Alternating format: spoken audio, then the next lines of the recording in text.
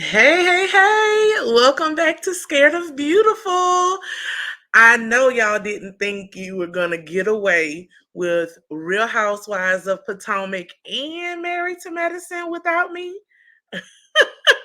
Never. These are my favorite two shows, and honestly, probably the only two shows that I still watch on Bravo, except for Southern Charm and Project Runway. I'll always be a Project Runway fan, always be a Southern Charm fan.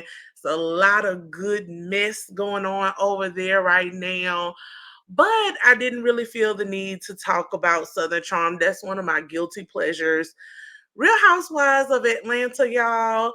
I actually kind of boycotted this season. I do not like Marlo at all.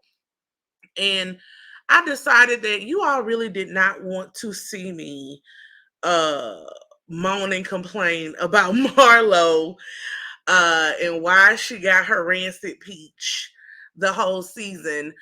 And I'm to a point with these shows, honestly, where if we want change, you got to hit them where it hurts. You got to hit them in the ratings. I haven't reviewed Love and Marriage, or excuse me, Love and Married. Lord, y'all know the show on Lifetime that we used to talk about, Married at First Sight. I haven't reviewed Married at First Sight for the same reasons. I quit watching it after the Houston season. I was just over the producers playing, casting, not really the experts, but that's not what we're here about today. Real Housewives of Potomac is back. I love this show. It is my favorite housewives show at the moment. And I wanted to get in on the phone with you all. So if you're new here, welcome, welcome, welcome. Introduce yourself down in the comments to the good old church. The church is Scared of Beautiful. My name is Plez. My faithful subscribers are my beauties and bows. I'm so glad that you all stick with me when I'm on YouTube, when I'm not on YouTube. Sometimes I post over on Instagram so you can see what's going on with me. But yeah, I'm back and I'm here for the whole season. Definitely committed to Real Housewives of Potomac and Meredith. It's too many marriage shows. Married to Medicine. And I may throw something else in here or there. I'm not going to promise you all too much. Like tonight, I'm up recording this video and I'm recording something for Married to Medicine too when I got to be at work in the morning. So I hope you all enjoy. This was an interesting first episode. This is season 8 of Real Housewives of Potomac. Episode 1, and the title is Projections and Deflections. So for this episode, we start off where we left off.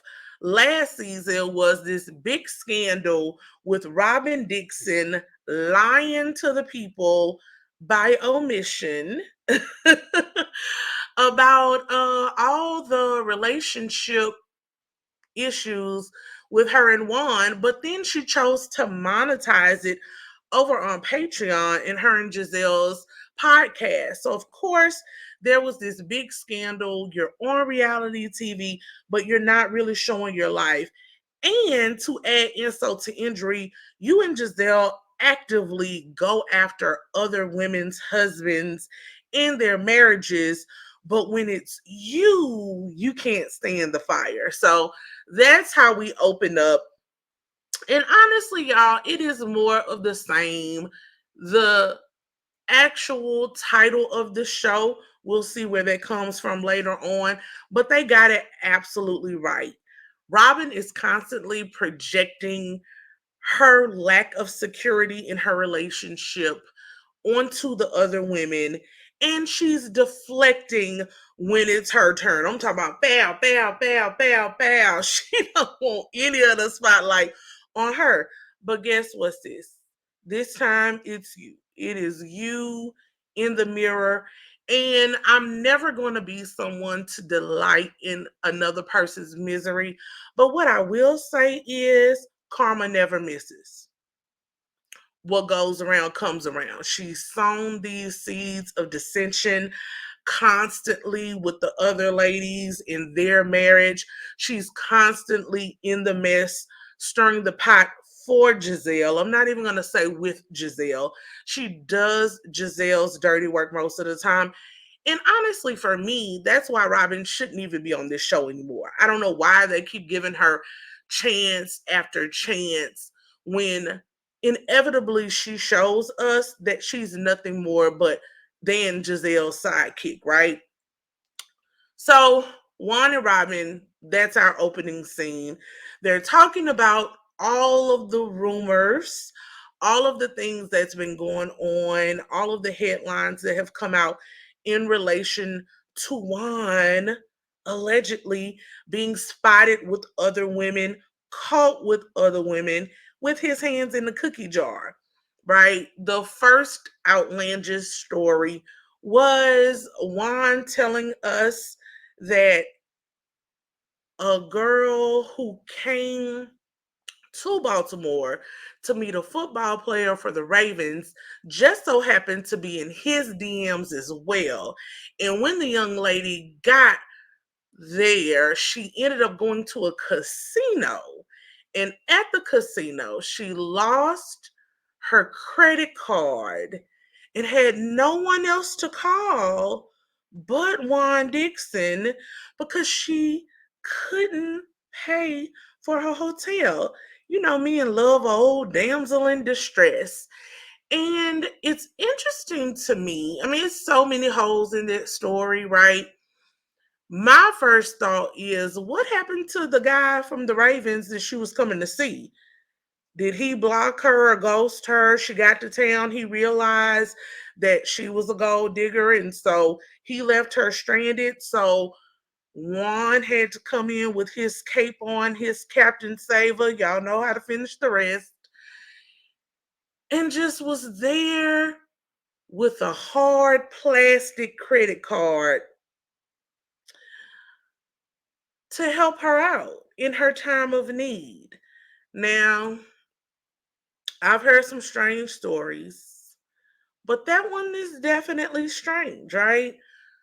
After we get over that, you know, Robin says that wasn't going on actually when we were filming. We had gotten over it. Why would I bring it back up if it wasn't actively in my life?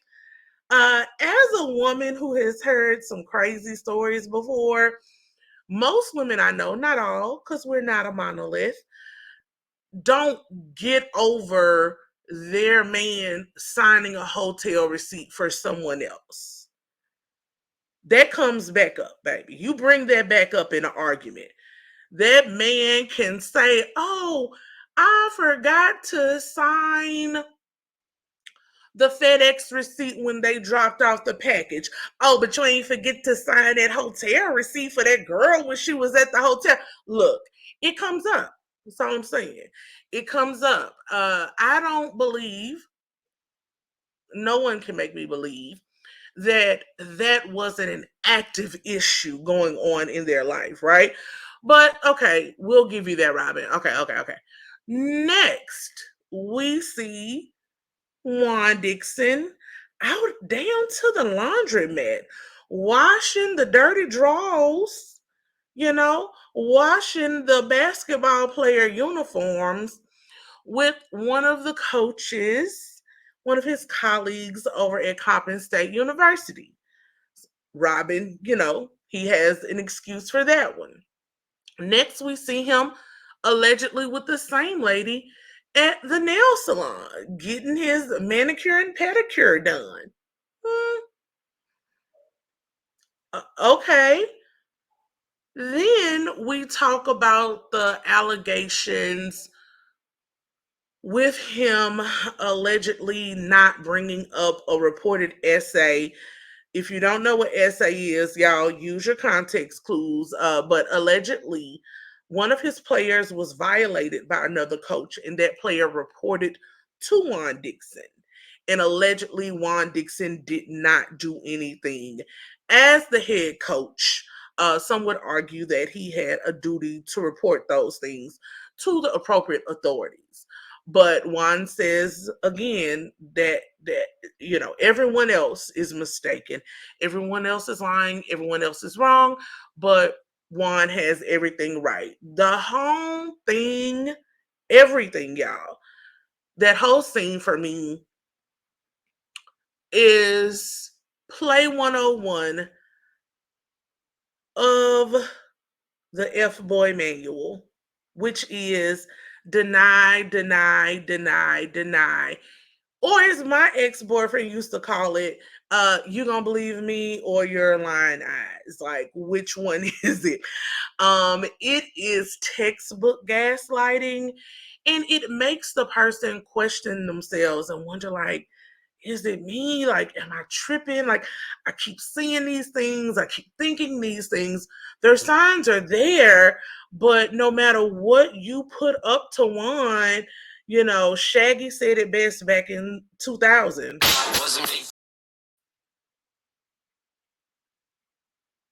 No matter what you saw. It wasn't me. Hotel receipt? What's that? It wasn't me. Wasn't him. No matter what you throw at him, it wasn't him. Or it wasn't what you thought it was. I don't know. I hate to see Robin going out like this in her mid to late 40s. You would think that she would not want to settle for this type of relationship. But I've lived enough life, y'all, to know if she likes it, I love it, as we say.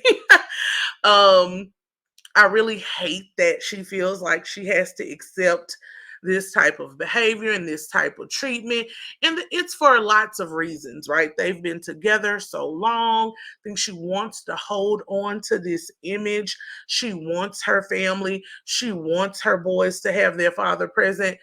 But I really hate that she's allowing her life and her years to pass going through something like this, right? The next segment we see Candace, Wendy, and Karen. They meet up to talk about all the things that have been going on since their last break, since they filmed. And this episode for me kind of laid the foundation for the different cliques and the ways we're going to see the ladies, in my opinion, branch off with each other. So Karen, Candace, and Wendy are the women and wives that have been avenged by all the stuff that's going on with Robin, right? They've constantly been the butt of the Green Eye Bandits, all of their shenanigans, all of the maligning, as Candace would say, of the different marriages. And so now they're banding together to talk about all the things that's going on with Robin and Juan. First, we see Wendy talking about she's not drinking. She gave up alcohol for Lent, but then she says Lent is over. Then she pulls these rosary beads out. Y'all, those rosary beads look like Mardi Gras beads to me. They were so plastic with the little cross on them. I was like, Wendy, where did you go pick that up at a corner store just for the camera to show? I mean, they didn't look like they had been in the family a long time if she's a lifelong Catholic. But who am I to judge? It was just something that caught my eye. Random things like that catch my eye. The next thing that caught my eye, they, of course, y'all know, they go in between the scene and then the confessionals, which we know are taped after. And the confessionals are big things now. You have to have a whole look. There's usually a theme, and you got your makeup artist, and you got your hairstylist, and your clothing stylist. I just would like to say that whoever is doing this look for Karen needs to be fired. Whitney Houston wants all of her I want to dance with somebody hair and makeup back. I don't like it. I do not like green eggs and ham. I do not like them Sam I am. I can't stand this look on Karen. The blonde is too blonde. The hair is too much for her face. I'm not a fashion girl, but I can definitely tell you what doesn't look good. And in my opinion, that's not a good look for me, Karen. I've seen Karen have great looks. She usually slays the ladies, but I don't like that one. Let's retire that one if we can, please. Um, Karen says, look, I can get along with anyone. If Robin is willing to stand in her truth and tell her truth, I'm willing to be there for her, be a good sister, and we can get this show on the road. Candace, Wendy, and Karen all agree that their marriages were sacrificed last season for Robin, and then in the confessionals, they're asking which ladies always stand in their truth. Wendy says she believes in the seasons that she's been on the show that she's always been truthful, but she pleads the fifth when she's asked about good old Karen Huger and Ray if they've been telling their truth. And this is where we get the title of the show. They say that Robin is projecting and deflecting. It's obvious that Robin and Juan have an arrangement, and they actually question this new marriage. The other big thing from that happened last season was that Robin and Juan finally actually got remarried, but the ladies question if that's a real thing or not, given all the things that's been coming out about Juan gallivanting around town. Next, we see Ashley. We see Ashley has finally moved into her new home. Child, the home is $2.2 million. She calls it Seaside in the City. Her decor is coastal chic.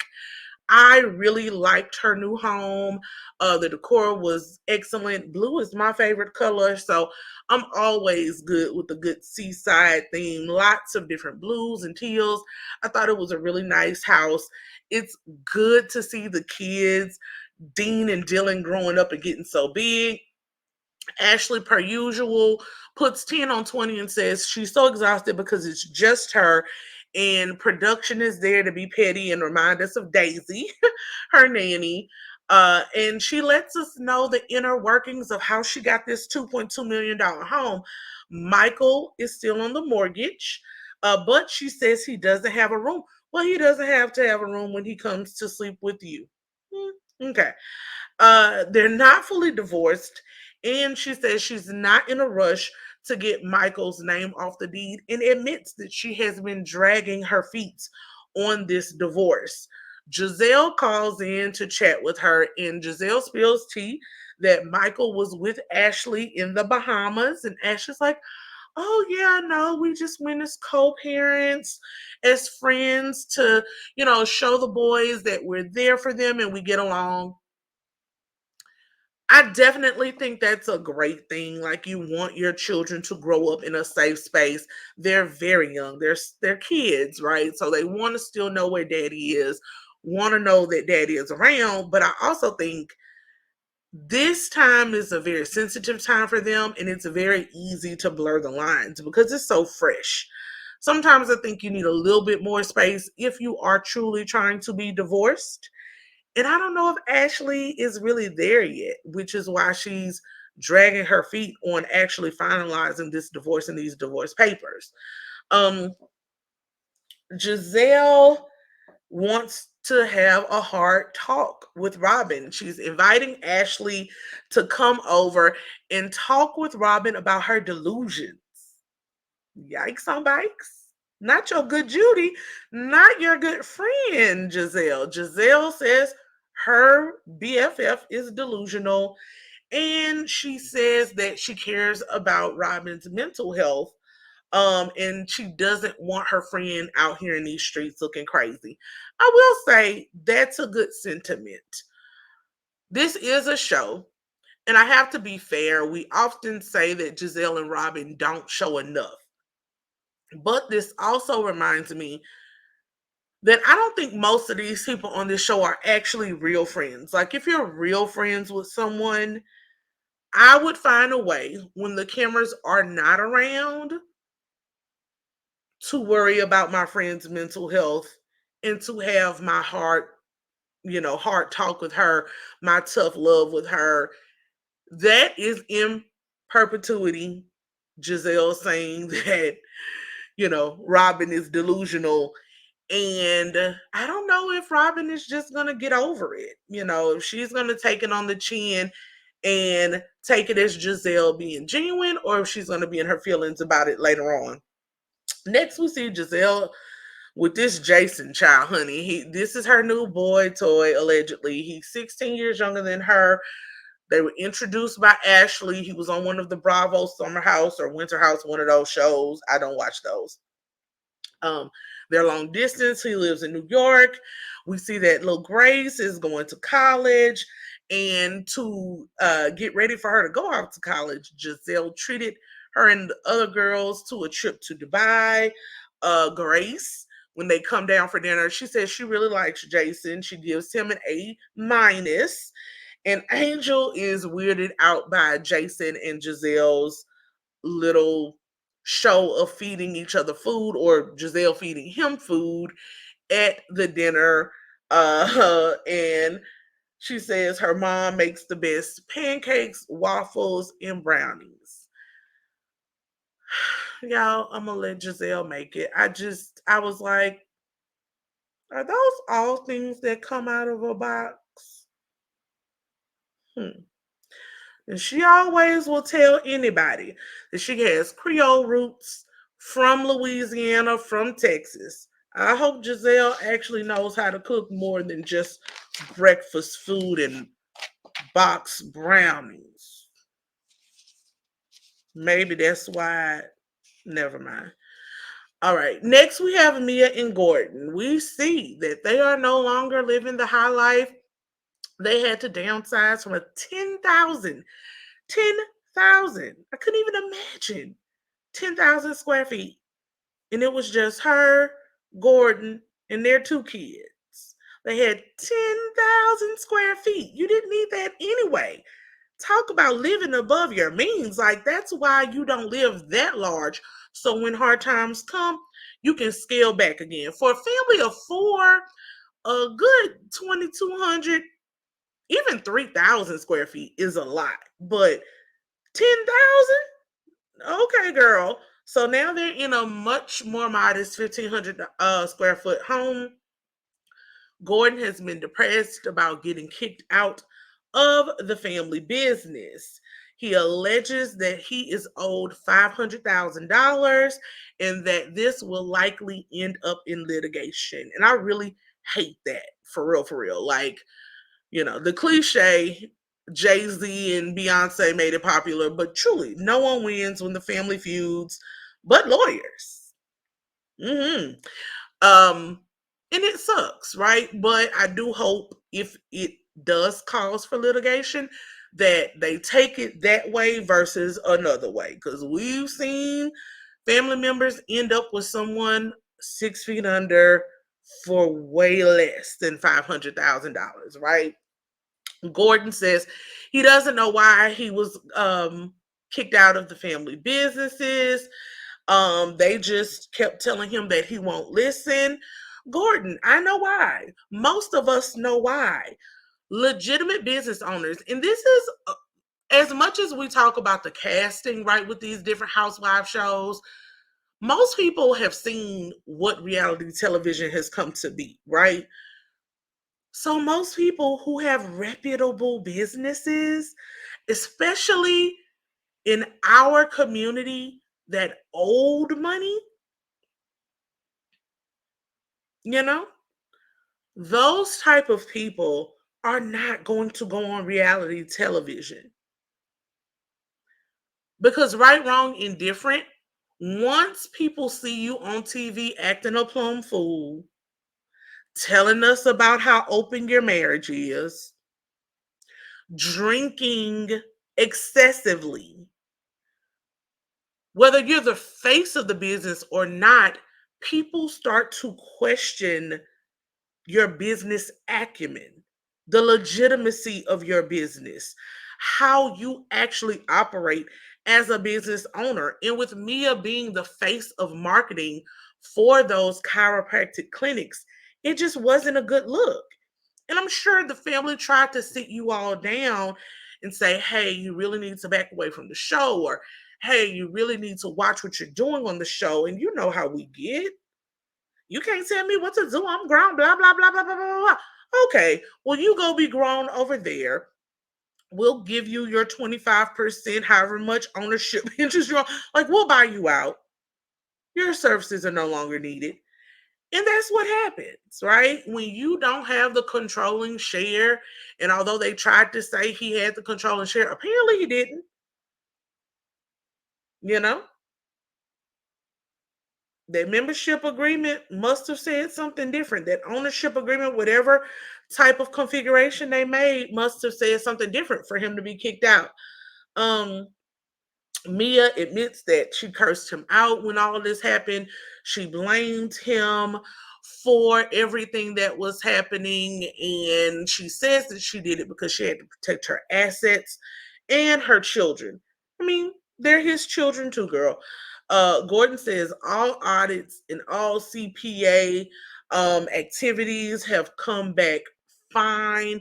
All of his reviews have come back fine. So any allegations that they were mishandling money, according to them, have been negated by the CPA reviews and by the audits. Mia lets us know that she has been sober except for wine. Gordon had to remind her about that. And that she wants to apologize to Karen for, you know, saying that she was stepping outside of her marriage and doing some unsavory things to other men than Ray, right? So I'll always applaud anybody's sobriety. I'm glad that Mia has recognized that liquor is not her friend, does not do well for her, and that she wants to do better with that. Next, we see Candace and Chris. They're at a picnic, lunch in the park. She says that last year was the most trying time for their marriage. We see this whole montage of all the allegations from Giselle alleging that Chris made her feel uncomfortable. And then we also see the stuff with Ashley and the random DM telling them to come through to this hotel that he's working at. Um, all the different attacks have taken a toll on Candace and Chris, but they're pushing through. She says it's hard to keep up as a touring artist.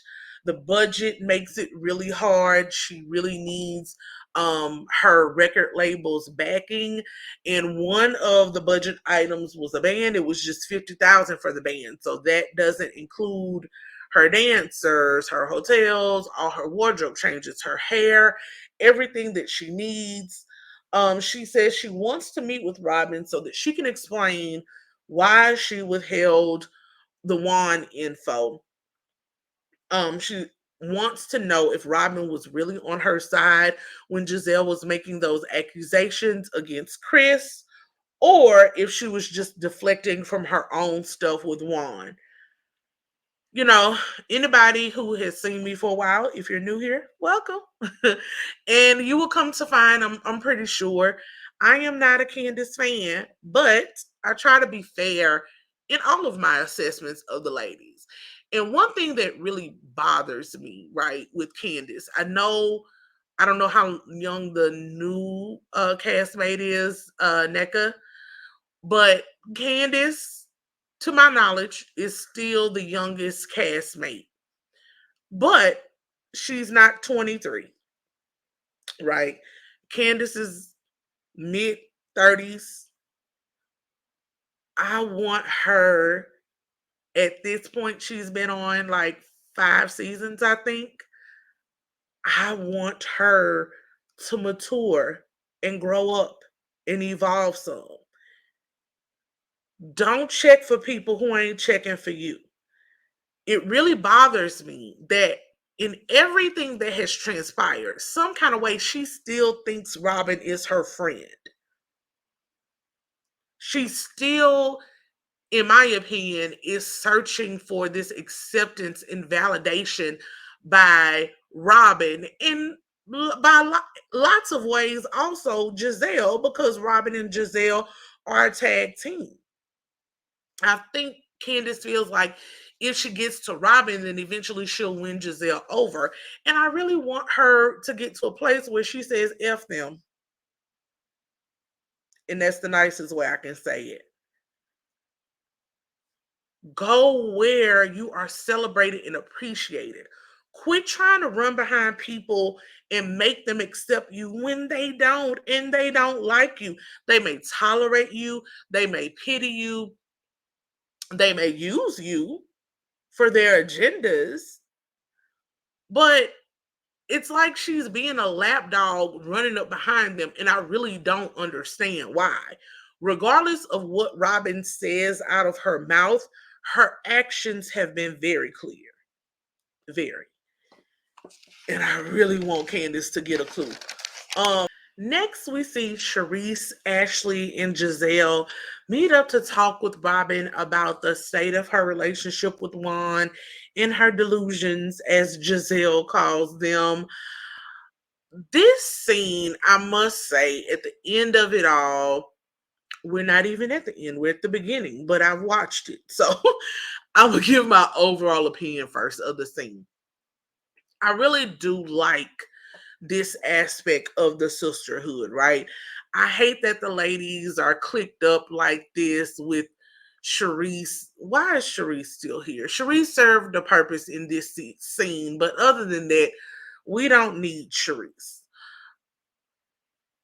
Um, Charisse, Robin, Giselle, and Ashley versus Karen, Wendy, and Candace.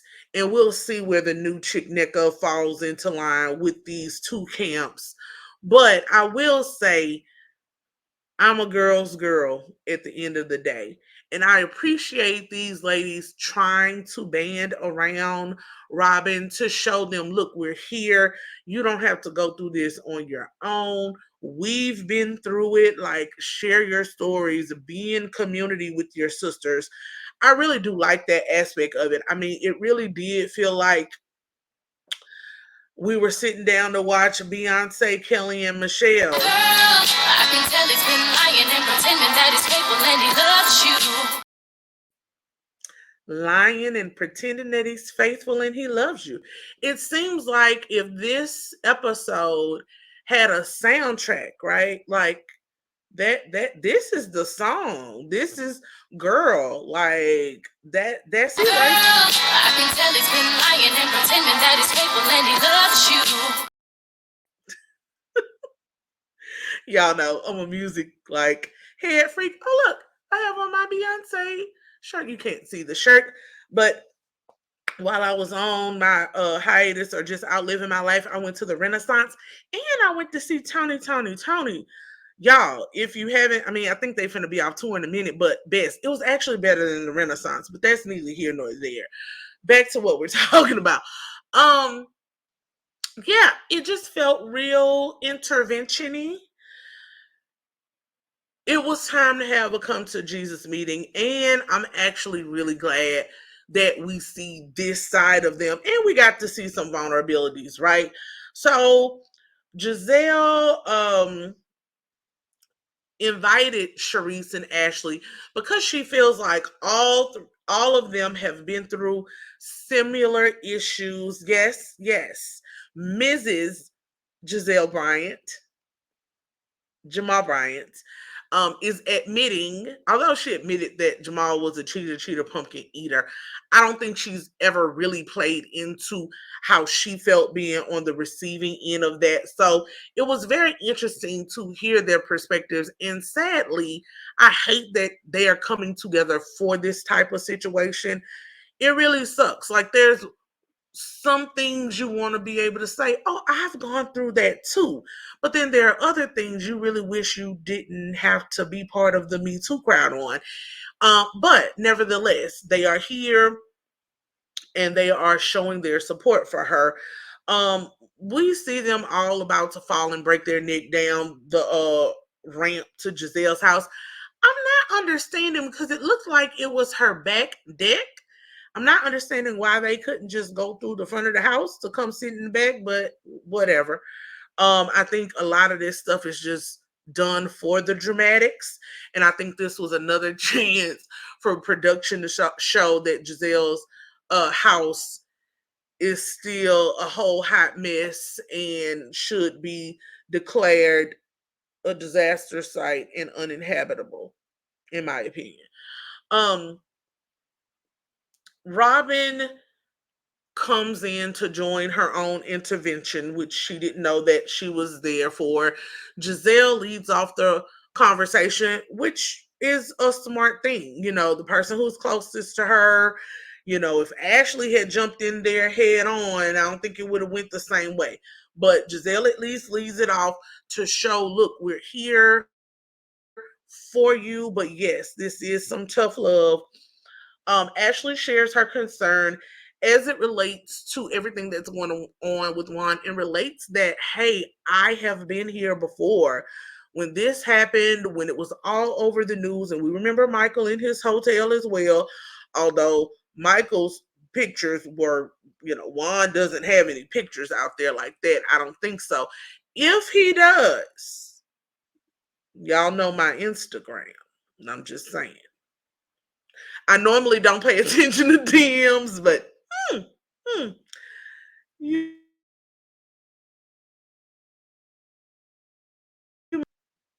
Robin uh states that, look, everything is not what you think it is, right? So Robin literally goes into immediate defense mode. And again, it's a natural thing when people catch you off guard. You think you're just coming to hang out, and people are there like, girl, we're worried about you. We want you to get some help. It's natural for people to go into defense mode, but I wish she would have taken a beat back, step back a little, and really able to listen with her heart, with her actual ears. As we always say, you listen to hear, not to respond.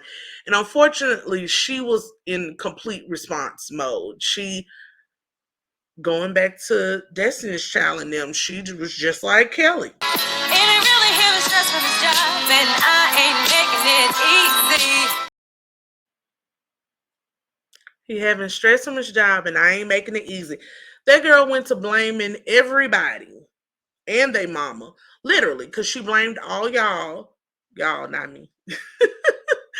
She blamed all the paparazzi. She blamed all the people that see little things and go and report to the blogs, and she blamed everyone in the world for attacking them and stealing all of her joy.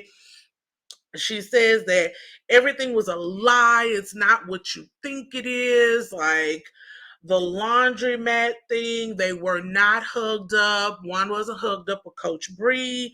Coach Bree has worked with him for over 3 years. Robin just doesn't care what people have to say.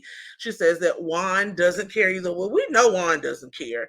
He doesn't care about the optics. And Robin says she's not going to stop him from having friends and being cool with people. Her joy has been taken. Robin, don't let nobody take your joy. Anybody ever get it back. And it's not Juan's fault. And everybody is like, girl, Juan is the common denominator.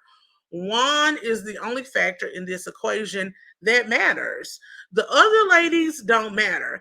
Juan being on this show, being attached to you, everything that comes with that, he should know that he has to be more careful when he's out in public and think about how things are going to look, especially given the history of the rumors of their marriage. Robin flat out says she doesn't give a fuck. Excuse me. Y'all didn't hear that. She says she doesn't give AF. The world is against her and she's being beaten up and it's completely cruel.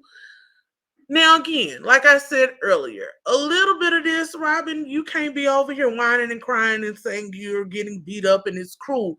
When you and Giselle do it to other people, It's all kicks and giggles. You kiki hee hee. But now all of a sudden it's cruel and unusual punishment. No, that's not how this works. Um, yeah, people should have grace, but when you've done it to so many people, you don't necessarily get to say how it comes back to you, right? Robin wonders if Bree was fat and ugly, would people even care? And Sharice chimes in and says, well, look, I would have never thought that Eddie would have gotten with some of the women that he was caught with, but he was doing it. So how they look, it really doesn't matter. One thing I want to caution people on, my ladies, my friends, if you're listening, please stop this. Please stop this mindset. Quit saying, oh, my man wouldn't do that. Oh, my man. Oh, she not even my man type. Please stop. Stop. Please. Not in the name of love, in the name of your sanity. These men, not all, for my men folk that watch. I don't want y'all coming over here saying I'm saying all men. I'm not saying all men. But the ones that we're talking about, they don't have a type. Undisciplined men do not have a type. The type for an undisciplined man is wet, warm, and willing. Mm-hmm. Mm-hmm. So don't be out here looking crazy. Men will have you walking around here looking crazy, telling people, oh, he would never, she would never. And then it really doesn't matter what the general public thinks. If those two people know what went on in their bedroom, hotel, motel, the car, the laundromat, the nail salon, wherever, it really doesn't matter how she looks. At this point, I think so much scandal has been around Juan's name. He could be walking around with his mama almost. And people would think that, that he was out here cheating on Robin. It just is what it is. Sharice then gets emotional and says that she sees lots of parallels between herself and Robin. She made excuses for Eddie for years, but knew in her heart what was really going on. And that's really what it boils down to. In your heart, most women, we know what's going on. It's just whether or not you're ready to deal with it. Sharice feels that Juan is in denial, and she felt she really saw the denial when she was on her Watch What Happens Live appearance back when all of this stuff came about. Ashley also said that she made excuses for Michael when he was caught with his hotel situation. Robin isn't happy, and they really think that she needs to reconsider everything that's going on.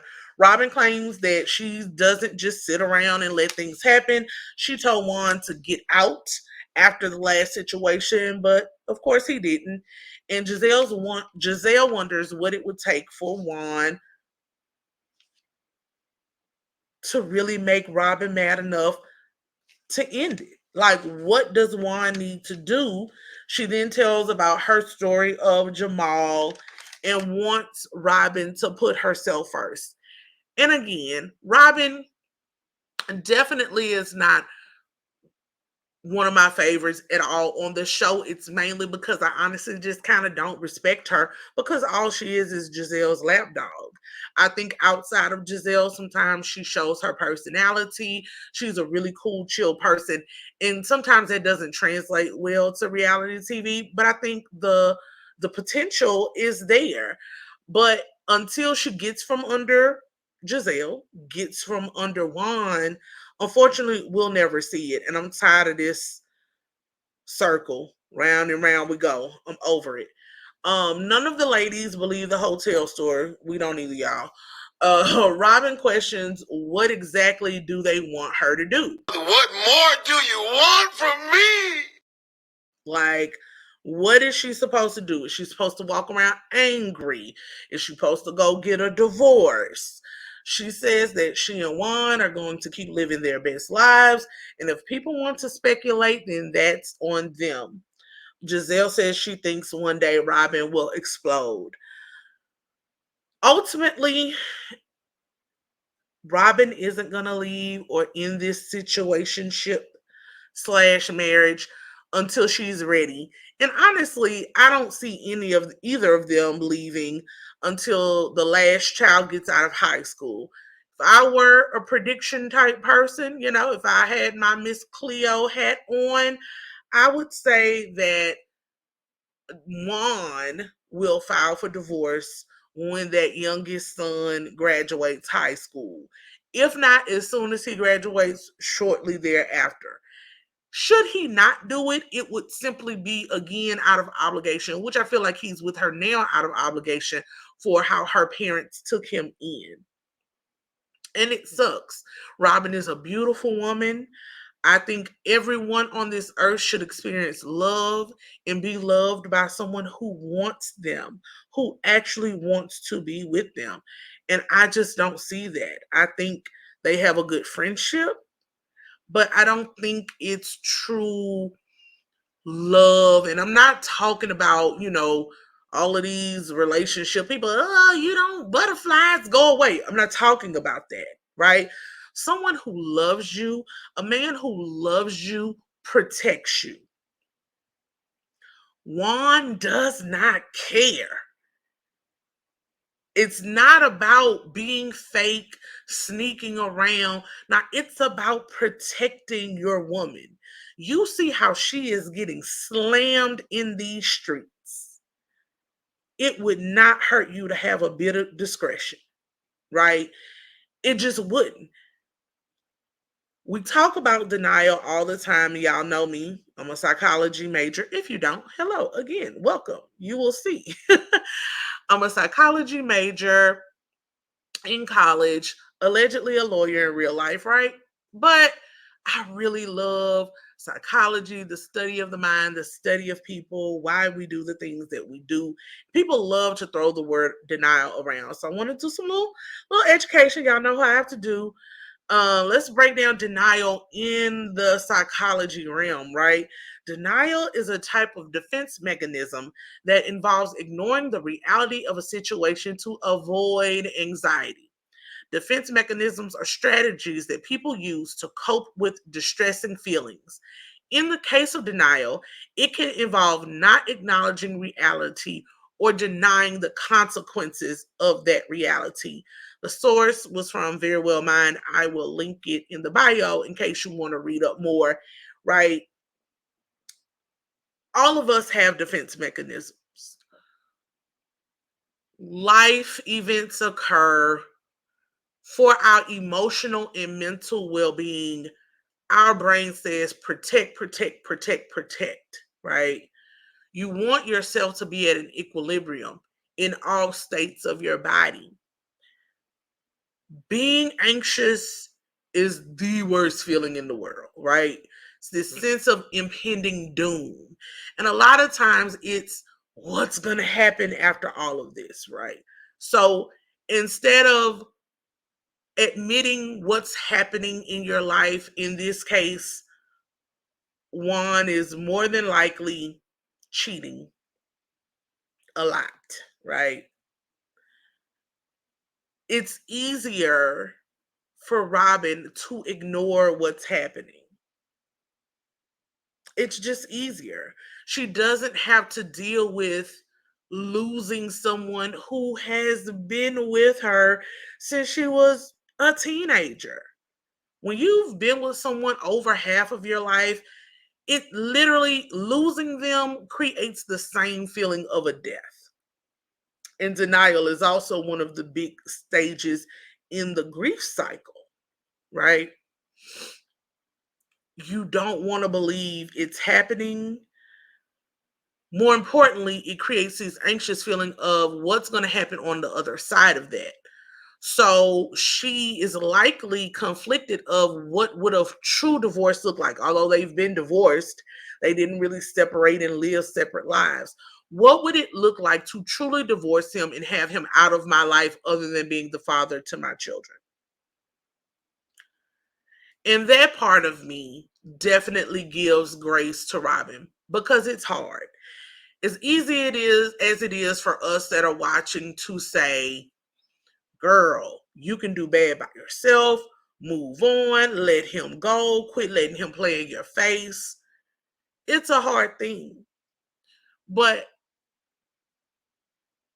as a woman who I also feel life is very short, and I don't want her to waste her life not knowing real love, not having someone who truly honors her, cares about her, protects her, and who shows it. I'm not saying Juan never felt those things and doesn't feel that on some level, but right now he's definitely not showing it and hasn't for a very long time. I also feel like for her sons, it's important to see healthy love, right? It's not just her. Her children are watching. And I don't know the ins and outs of their home, but a lot of times people say, oh, I'm going to stay together for the kids, and then they fight and bicker. The kids hear that too. Children take on energy way more than you know. And if you can be healthy and whole apart, they see you healthy and happy with who you really want. One is healthy and happy with who he really wants. I think that will go a long way for those young men. Um, but that's just how I feel about it. Um, I love to do my research. I'm not saying Juan is lying. Yes, I am. But of course, I don't know that for a fact. In my opinion, he's lying. But let's say he wasn't, right? I have plenty of male friends, best friends that are male friends. A lot of my coworkers at different jobs, I've created, you know, bonded with some of my male coworkers. We have gone out to lunch. We ain't been to no nail salon, honey. They're not sitting there with me getting a manicure or pedicure, particularly not the married ones, but none of them. I don't have a male friend today that I could say, hey, okay, maybe I do, but I wouldn't ask them because he's married. Like, it's just weird. No matter what you say, it's weird.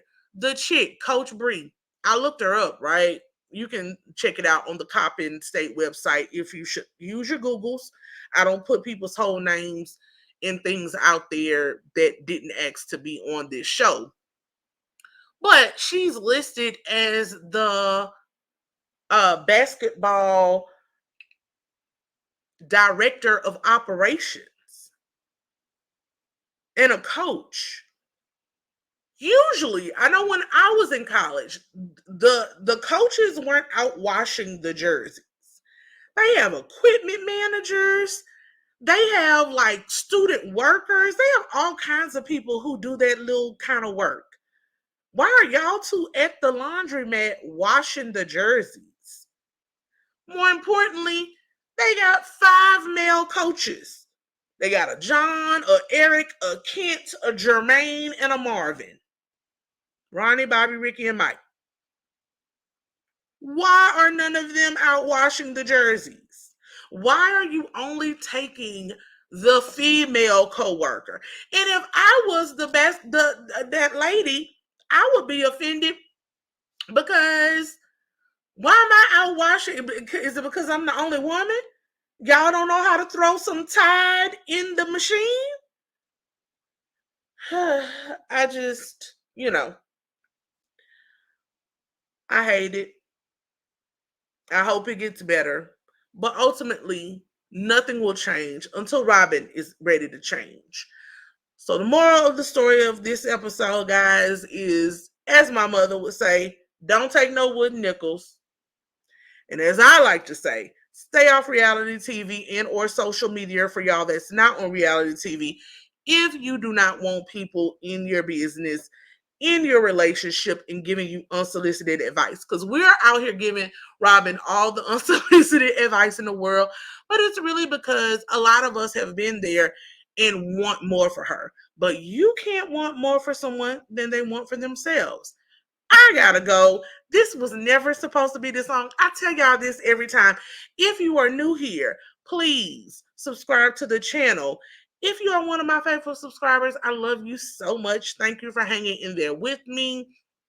I'm back. I will be reviewing these two shows. I'm going to get over here and record this video for Married. Finna call this thing Married at First Sight again. Married to Medicine.